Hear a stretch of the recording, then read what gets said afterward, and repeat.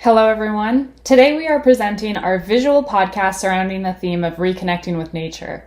It's our first episode and quite frankly probably last, but we wanted to start by giving you a little insight into our project.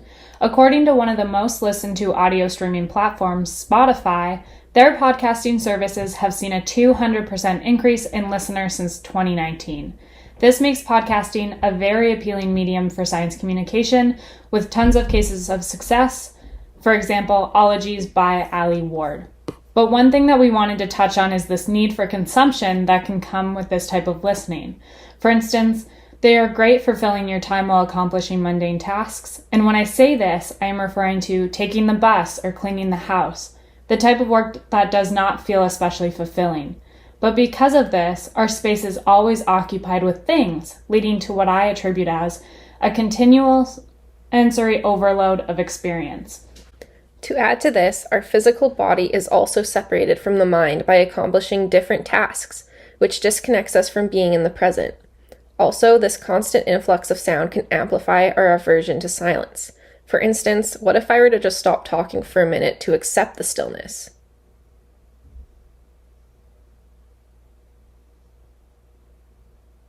How did this moment feel? We always seem to want to fill this space. Therefore, in keeping this in mind, we want to encourage mindfulness because it tends to slow down one's attempt to multitask, reduce overstimulation, and encourage a detachment from distraction. This in turn can lend itself to a better learning environment, more supportive of listening, which transcends past the notion of just simply following along. For these reasons, we decided upon a visual podcast with a simple stream of nature-based images and relevant screenshots to increase engagement. We believe this is a first step towards single tasking. In focusing on one thing at a time, we better position ourselves for the processing and gathering of information. In terms of learning, a study by Meiklejohn et al. Outlines several benefits of mindfulness for students, including the potential of improvements in working memory, attention, academic skills, social skills, emotional regulation, and self-esteem, as well as self-reported improvements in mood and decreases in anxiety, stress, and fatigue.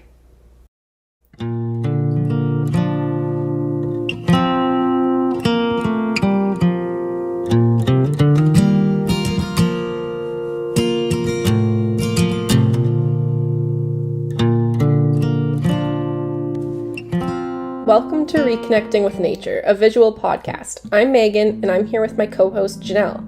Today we'll be discussing outdoor recreation and leisure and how it can support and enhance our connection to the natural world. We will also discuss how our basic systems of belief, commonly referred to as paradigms, can impact these types of interactions. We believe that reconnecting with nature is beneficial, if not essential, especially during this time of increased screen usage. We will be your interpretive guides, as a sense, and exploring all things relating to the human-nature relationship. As this is our first ever episode, I think it is important to give you a brief backstory of who we are. So, hello again. It's nice to meet you. We are both environmental students at the University of Alberta. We are driven by a passion for slow living that contrasts the fast-paced lifestyle that is often promoted in North America. And what I mean by this is we want to dissect what it means to have this American dream and how it can limit one's connectedness to nature. For context, my parents are workaholics, and it is a highly valued belief that hard work will get you everywhere in life.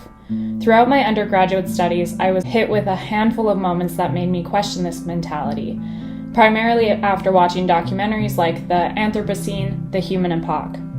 Because of this, I often feel between two separate identities, one held in the grips of consumerism and the other urging away from it. So, during a heavy time of self-reflection, primarily brought on by the pandemic, I wanted to learn how to become more present in the moment. As such, one of the things we want to explore today is this concept of mindfulness and how it relates to fostering a better relationship with the outdoors. And hey, it's me again, your other podcast host. I hope you didn't already forget about me. As Janelle previously mentioned, we both want to engage in a more mindful approach to living as it relates to our environmentalism. From childhood, I was always immersed in nature. I didn't even have TV or the internet until I was 14. Since I lived on an acreage, anywhere was too far to walk to, so I had to make games out of the trees and animals around my house. Wait, what types of games? For example, playing Sherlock Holmes with my dog, trying to find where the squirrel was stashing its overwintering treats or where the weird orange goop came from on the tree stumps. I know now that it was just a fungus. Growing up, I always woke up to the sounds of birds singing in the morning and oftentimes went to sleep with coyotes howling outside my window. As I got older, I was quickly immersed into a fast-paced world with people trying to keep up with trends. A blip in my life where I got caught up in consumerism and this idea of presenting myself in a way that other people wanted. I didn't lose my love for nature, but there was a part of me missing by not taking the time to slow down and be outside. I realize now how important it was for me mentally to have all that time outside, and I really hope to keep this mindset as I get older. Right. So, correct me if I'm wrong, but I think that these experiences led us to having a more biocentric attitude towards nature. In unpacking this, our concern for preserving the natural world is for its inherent value. This contrasts the anthropocentric view that focuses on a concern for nature based on the welfare of humans. So, in considering this worldview, I'm curious about how you see yourself as an outdoor recreationist. Okay, well, I guess before I answer that question, we should first define what outdoor recreation is in order to set a baseline, because I think we all have a slightly different idea of what it entails. The Wikipedia definition of outdoor recreation is an activity referring to recreation engaged in and out of doors, and most commonly in natural settings. The activities that encompass outdoor recreation vary depending on the physical environment they are being carried out in. In keeping this in mind, I would consider myself an outdoor recreationist, or at least someone who enjoys outdoor recreation. I like to do a lot of stuff in the mountains, such as biking, cross-country skiing, and hiking, though I also enjoy things focused on wildlife like birdwatching and fishing. In my opinion, when most people think of recreation in Alberta, they think of the classic cool recreation that's been popularized on social media platforms. One example that immediately jumps into my head is the vast amount of pictures taken at Howling Peak near Canmore, which are focused on summiting the mountain. Those are great examples. Historically, outdoor recreation in North America has been very restrictive and continues to be very heavily centered around this idea of conquering nature. More recently, I think the field has been brought up into conversations surrounding equity, inclusivity, and diversity. Studies have researched how outdoor recreation opportunities are seemingly disproportionately available to those possessing certain socio-demographic characteristics. As a paper by Stanley maintains, which we will include in the description box below, a common narrative in the field is that legitimate outdoors people are framed within a colonialist lens, where the dominant participant is depicted as being white, able-bodied, straight, and male. With that being said, I personally struggled with labeling myself as an outdoor recreationist, and this in turn led to experiencing a sort of existential crisis concerning my identity. I often felt that my participation in outdoor recreation was too limited in forming any real sort of connection to nature because I felt at the borders of the field. I totally get that, Janelle. I feel like companies that promote outdoorism center around an image that pigeonholes the framing of recreation and who can subsequently participate. For many, this makes it that much more difficult to imagine yourself being in nature if you aren't represented in marketing strategies and imagery. For the sake of giving an example, we'll use Patagonia. Though it is a company with a great mandate that pushes environmentally friendly consumerism, if you even believe that this is possible, it's hard to pick whether you would choose a company that is supportive of ethical practices in terms of promoting inclusivity, or rather, a company that aims to reduce their human footprint, shares what they're doing to give back to nature, and encourages environmental activism. As you can see, Patagonia released a statement to become an anti-racist company after the Black Lives Matter movements in 2020.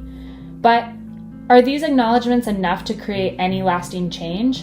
In questioning this, some social media platforms such as Unlikely Hikers highlight and advocate for those who feel like they are at the borders of the outdoor recreation industry to support a more diverse outdoor community. We also want to touch on some of the potential benefits associated with outdoor recreation and hobbies. Rode and Kendall addressed in a literature review that psychological response to nature involves feelings of pleasure, sustained attention or interest, relaxed wakefulness, and diminution of negative emotions such as anger and anxiety. Researchers have also documented that outdoor recreation generates leadership skills, self-concept, academic performance, personality development, interpersonal skills, group development, and the willingness to take risks.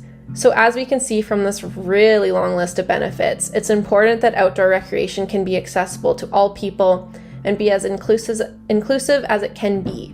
Outdoor recreation should be for women, Black and Indigenous people of color, people with disabilities, and the elderly. It shouldn't be constrained to the stereotypical image of outdoor recreationists, as discussed earlier. Accessible outdoor recreation can be going for a walk outside or sitting outside, working in the garden, and I do know that there are community gardens around the Edmonton area that people are free to use as well. So, in changing the subject a little bit, we had the opportunity to talk to Dr. René Belland, a professor at the University of Alberta and a STEAM Moss man. He's a bryologist, conservationist, and has taught a few of Megan and I's courses. He is known to spend many hours biking in the river valley of Edmonton, which is revered for its extensive trail system. We were curious to find out how recreating outside has impacted him and changed his life, and what he thinks about it. While we interviewed him, there were many people enjoying the beautiful transitional weather of winter to spring, so you may hear them in the background. How can you connect with nature if you don't go out into it? Right? So I spend a lot of time outside, whether it's work or recreation in nature, and that it just serves to increase my connection. And when you think of outdoor recreation, like, what does it really mean for you? Like, how would you define it? Outdoor recreation includes all kinds of activities. It can include simply just walking along a trail.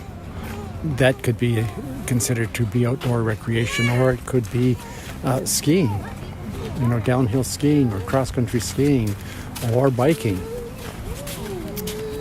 Do you think it needs to be a central component of a person's life in terms of their purpose? Like, do you think that that connectedness to nature is essential for living, or do you think it depends on who you are, what you think?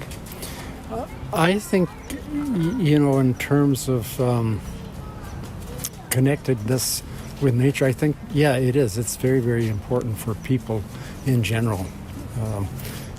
I don't know that I've heard of the studies, and I've just seen very briefly some of the studies for kids and their connectedness with nature, and it becomes very, very important in terms of learning and all kinds of other things in their lives.